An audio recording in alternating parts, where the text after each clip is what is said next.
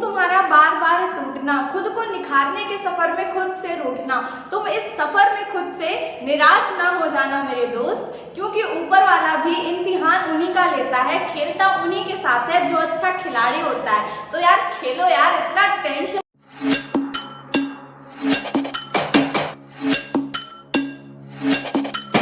Hello everyone, this is Supriya Tomkar and I welcome you all in my channel. आज हम students के कुछ doubts को क्लियर करेंगे। जैसे कि स्टूडेंट्स के दिमाग में अभी क्वेश्चन अराइज हो रहा है कि सीबीएसई ने पैटर्न तो हमारा चेंज कर दिया है, अब साल में 2 बार एग्जाम होंगे। मैंने इस पर डिटेल वीडियो ऑलरेडी एक बनाया था कि कैसे एग्जाम पैटर्न चेंज हो चुका है, तो डेफिनेटली आप उस वीडियो को जाके वहां से चेकआउट कर सकते हो।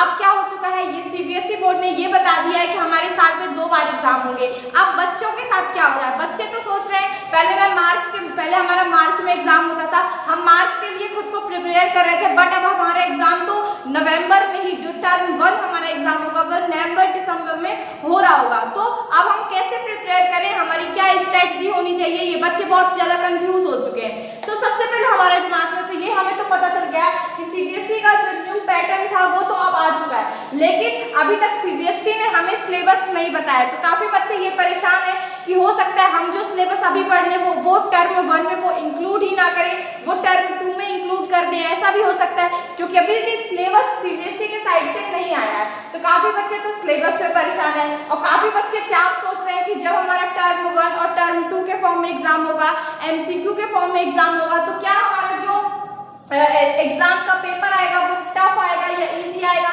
ऐसे भी बच्चे परेशान है। और लास्ट में अब क्वेश्चन अराइज होता है, अब कैसे पढ़ें, अब हम क्या करें जिससे जो हमारे पास इनिशियली 4-5 मंथ बचे हुए हैं, अभी जुलाई चल रहा है, अगस्त सितंबर अक्टूबर नवंबर, 4 ही महीने बचे हुए हैं। तो इस टाइम पे हम अपने आप को कैसे प्रिपेयर करें और कैसे पढ़ाई करें। तो देखो सबसे पहले यहाँ पे क्वेश्चन मैंने क्या कहा था, अब देखो सीबीएसई न्यू पैटर्न तो आ चुका है, उसमें हम कुछ नहीं कर सकते। काफी बच्चों को ये चीज पसंद आई है, काफी बच्चे इस चीज से खुश है कि ठीक चेंज हुआ है, काफी बच्चे इससे सैड है कि यार हमारा नहीं हो पाएगा, एमसीक्यू कौन देता है एग्जाम में। जो टॉपर्स बच्चे थे उन्हें कहीं ना कहीं ये चीज गलत लग रही है। तो देखो इस चीज को आप बारे में अब आप सोचना बंद कर दो, क्योंकि इससे अब आप कुछ नहीं कर सकते। जो ऊपर से अनाउंसमेंट हो चुकी है वो हो चुकी है, अब उसमें कोई भी चेंजेस नहीं किया जाएगा। तो आप उस चीज को, ये अच्छी है, सही हुआ, गलत हुआ, इस चीज के बारे में सोचना बंद कर दो। सेकंड चीज आती है सिलेबस कब तक आएगा और अब एग्जाम कैसा आएगा। देखो सिलेबस सीबीएसई ने ऑलरेडी बताया था कि अगस्त तक आएगा, बट हमें क्या करना है, हमें उस सिलेबस के आने तक का वेट नहीं करना है। जैसे अगले साल इसके पहले वाले ईयर में हमारा जो सिलेबस हुआ था वो रिड्यूस हुआ था, और रिड्यूस तो वो जाके हमारा काफी अगस्त में ये रिड्यूस हुआ था सिलेबस। उसके पहले बच्चे क्या कर रहे थे, चैप्टर 1 से काफी सारे बच्चों के 5-5, 6-6 चैप्टर्स प्रिपेयर हो चुके थे। तो जब सीबीएसई की साइड से हमारा सिलेबस रिड्यूस हुआ था तो उन्होंने ये चीज को वहां पे ध्यान रखा था कि जो इनिशियली स्टार्टिंग के चैप्टर्स थे, जो हर स्कूल में स्टार्टिंग में पढ़ा दिए जाते हैं, उन चैप्टर्स से उन्होंने काफी कम पार्ट को ही रिड्यूस किया था, ज्यादा पार्ट हमारा पीछे के पार्ट से रिड्यूस हुआ था। इसीलिए आप टेंशन मत लो, जो भी आपने पढ़ाई कर ली अभी तक की, उससे हो सकता है एक आधी टॉपिक आपके डिलीट हो रहे होंगे, बाकी टॉपिक्स आपके वहां पे इंक्लूड होंगे, ठीक है।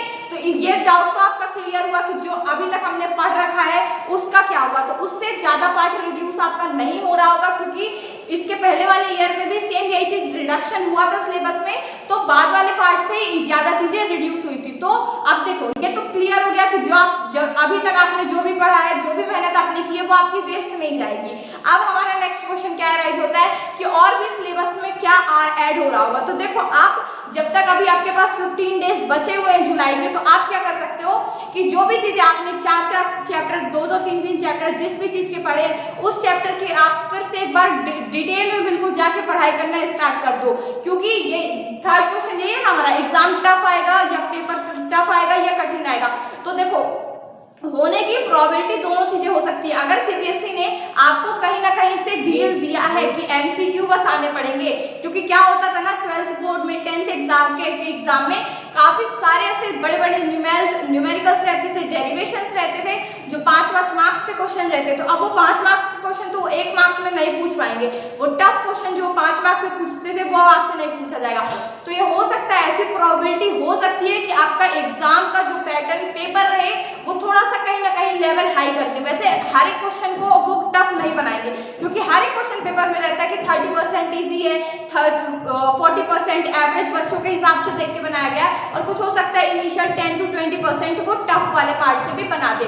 तो आप इस चीज से मत डरो। आपको क्या करना है, हर एक चैप्टर के जो भी आप पढ़ रहे हो उसके हर एक वर्ड को आपको अब ध्यान से पढ़ते हुए आगे बढ़ना है, क्योंकि किसी भी पार्ट से कहीं भी साइंटिस्ट का स्टार्टिंग जब अपन चैप्टर स्टार्ट करते हैं, we already know that bulb किसने डिस्कवर किया था, ये सब चीजें स्टार्टिंग में दी रहती है। हम क्या करते हैं, ये सारी चीजों को मिस करते चले जाते हैं। साइंटिस्ट वगैरह के नाम क्योंकि कभी एग्जाम में तो पूछे नहीं जाते थे, बट यहाँ पे अब एमसीक्यू का पैटर्न आ चुका है, तो आपको ये चीज ध्यान रखनी है कि कोई भी चीज आप मिस ना कर रहे हो, क्योंकि एग्जाम हो सकता है पेपर कठिन आए, हो सकता है ईजी आए, क्योंकि इस पे अभी उन्होंने कोई भी ऐसी डिटेल वहां से नहीं आई है कि एग्जाम का लेवल क्या होगा, और ना तो अभी उन्होंने सैंपल पेपर भी रिलीज नहीं किया है। इसीलिए आप अपनी पढ़ाई को स्टार्ट कर दो। सीबीएसई अपनी तरफ से कुछ करे ना करे, क्योंकि वो आज दे देंगे और कल से वो अप्लाई कर देंगे, बट हमें तो अप्लाई करने में उस चीज को टाइम लगेगा ना, हमें तो टाइम लगेगा, हमें तो मेंटली और ब्रेन को दोनों को प्रिपेयर करना है। सो आप क्या कर सकते हो, जब तक वो अभी टर्म 1 का या टर्म 2 का टाइम टेबल नहीं दे रहे,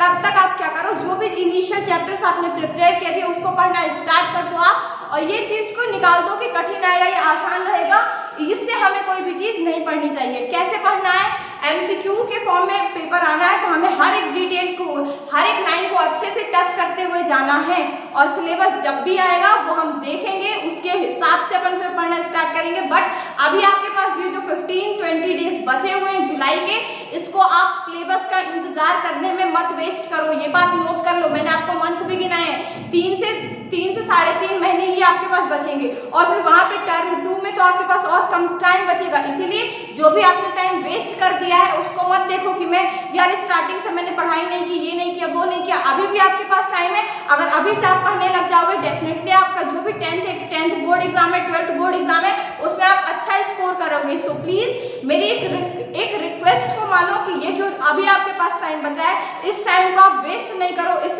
टाइम को आप अपने ऊपर यूटिलाइज करो, पढ़ाई करना स्टार्ट करो, हर एक लाइन को अच्छे से पढ़ो, क्योंकि एमसीक्यू के फॉर्म में पेपर आना है। पढ़ाई करते रहना है, डरना नहीं है, डट के पढ़ो, मेहनत करो। 10th का एग्जाम हो, 12th का एग्जाम हो, कोई भी एग्जाम हो, आप डेफिनेटली अच्छे मार्क्स को स्कोर करोगे। So if you like the video, hit the like button, subscribe to my channel Supriya Tamrakar, and thank you for giving me your such precious time for listening me. Thank you so much. पढ़ाई करते रहो।